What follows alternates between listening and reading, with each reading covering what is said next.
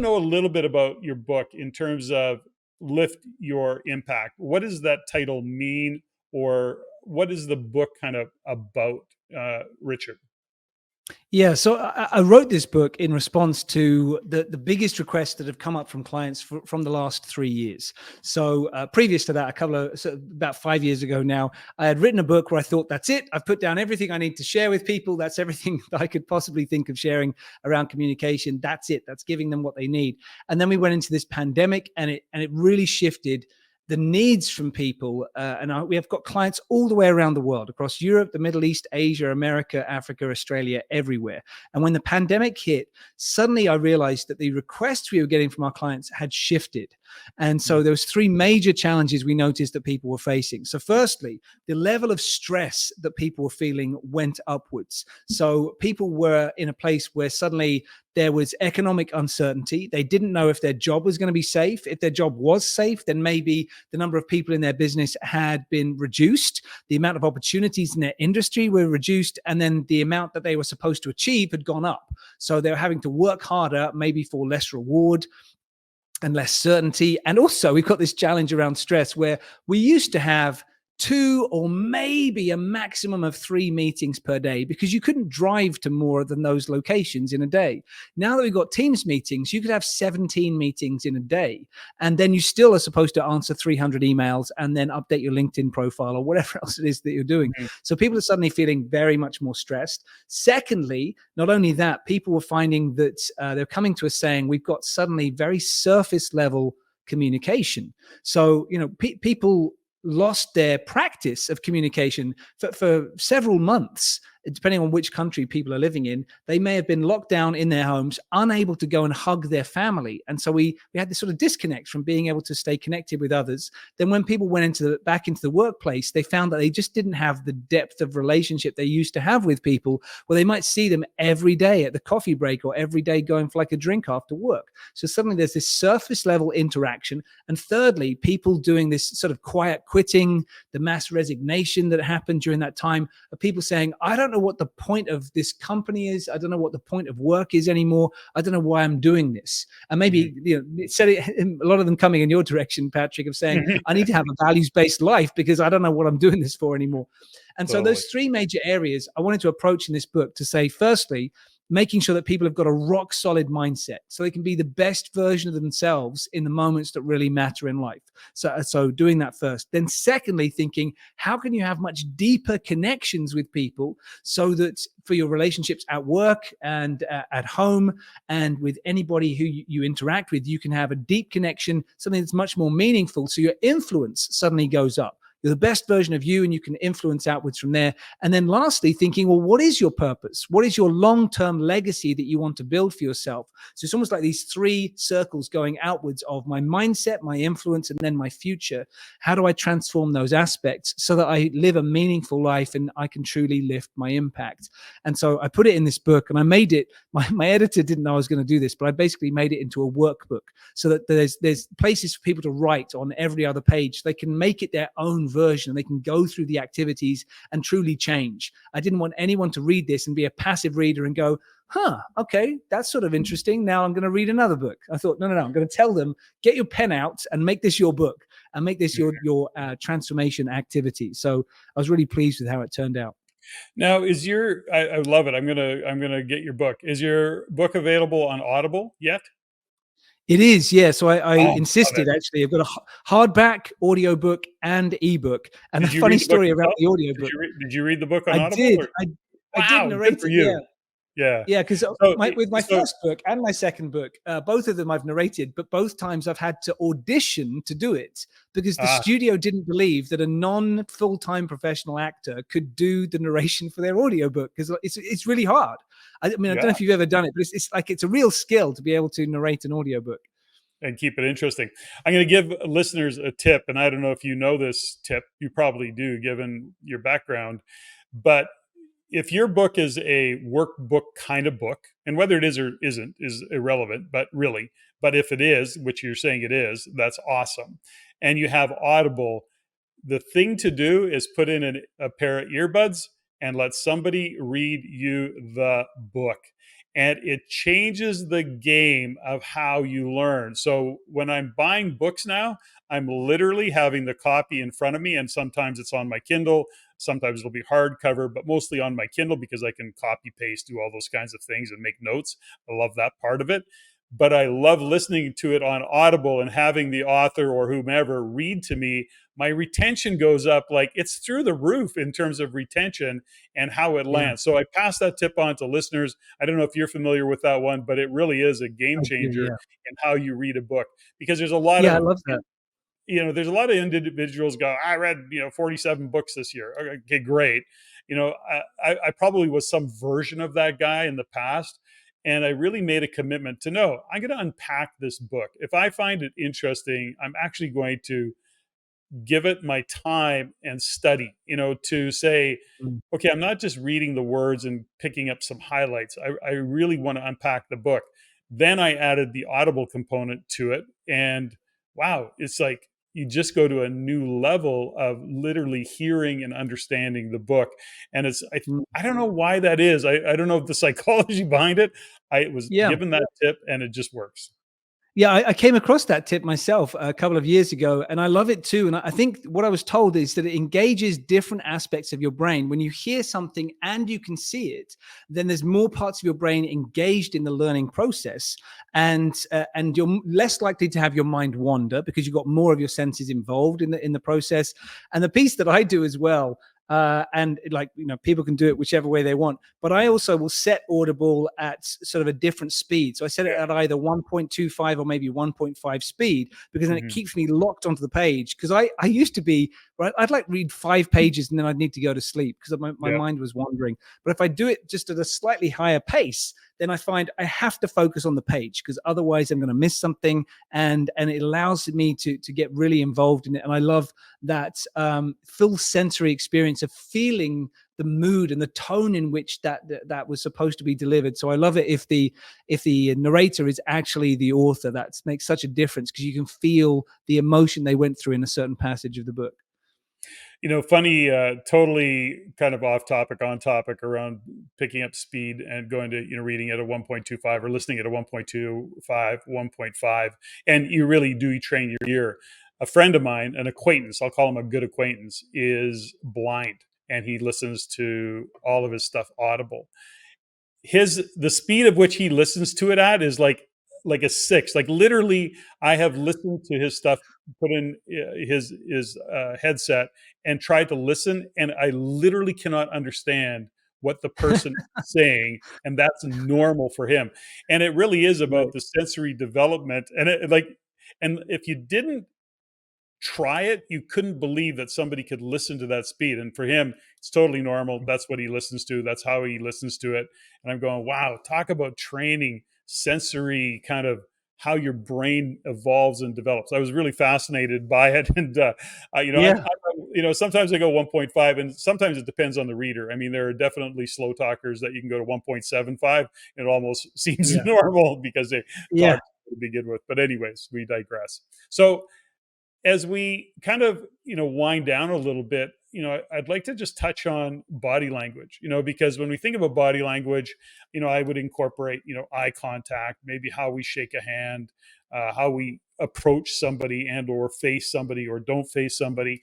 uh, what are some kind of subtle body language tips that you could share with listeners in this conversation, Richard, that could draw their attention to something?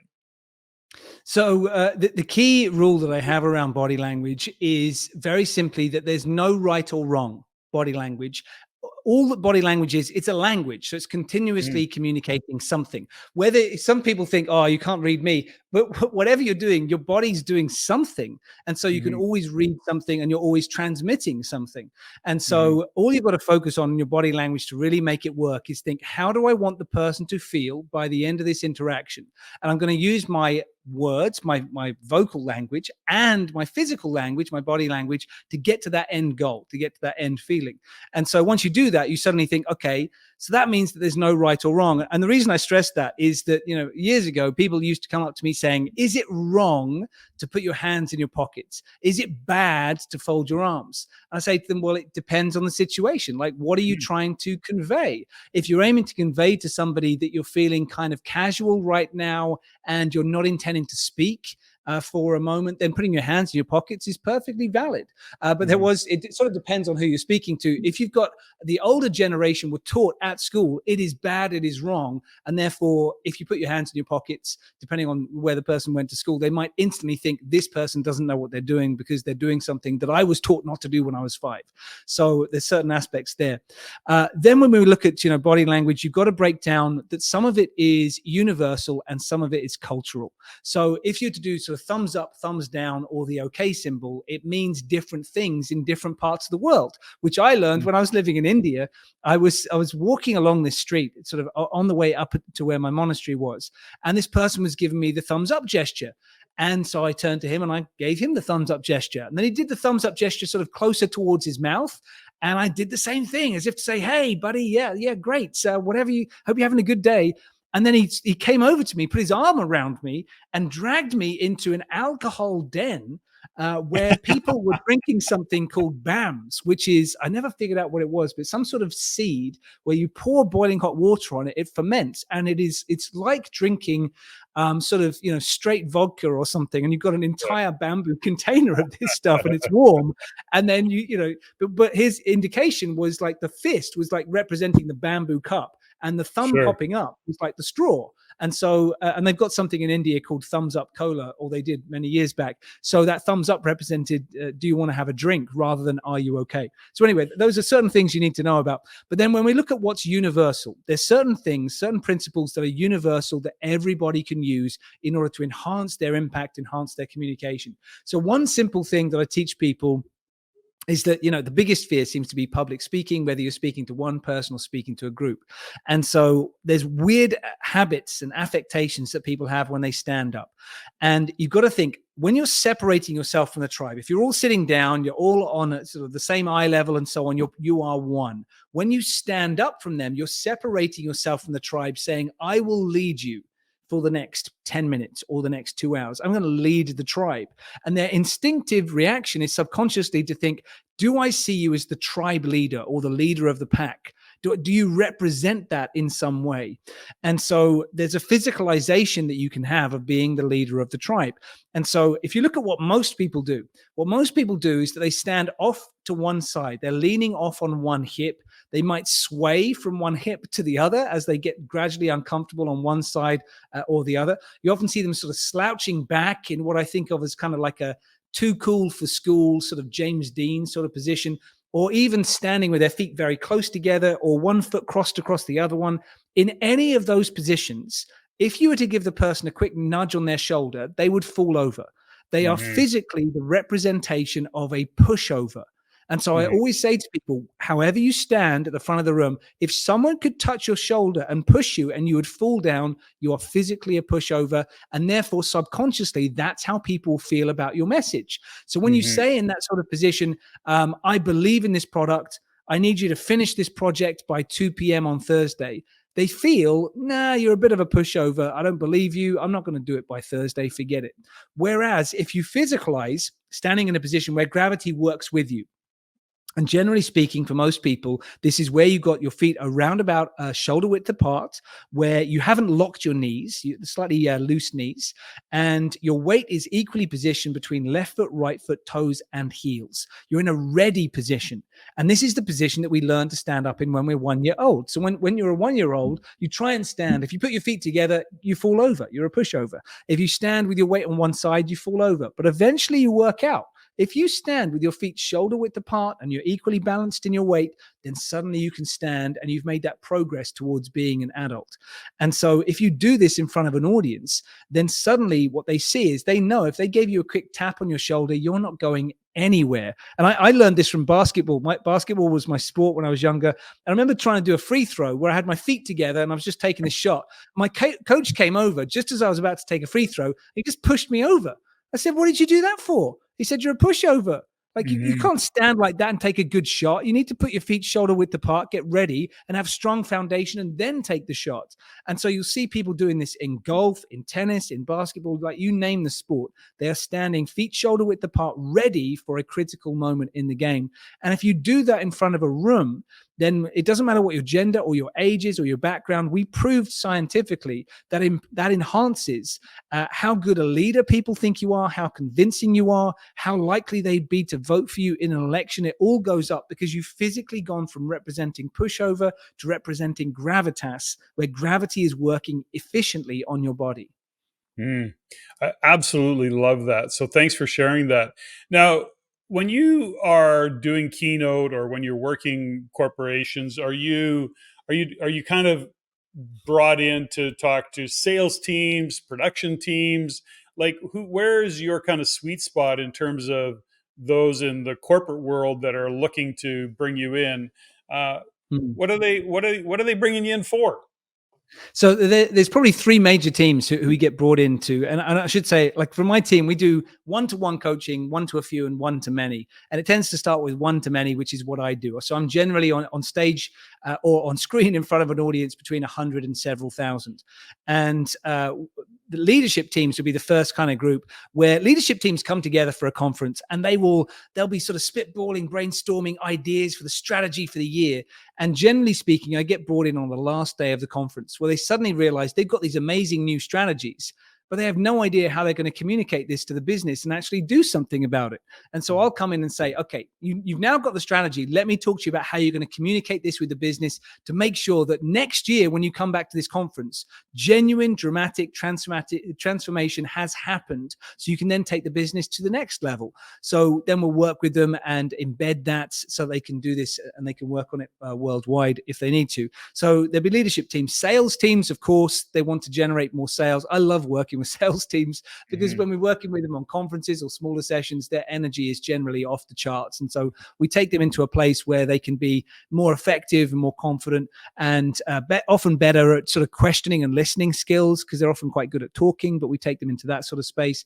And the third place that we go, which I really enjoy doing, is talking to people who are technically very skilled. So we'll often work with engineering companies, pharmaceutical companies, telecoms, and so on. People who've got a particular skill where they need to talk about complex things with non-technical people.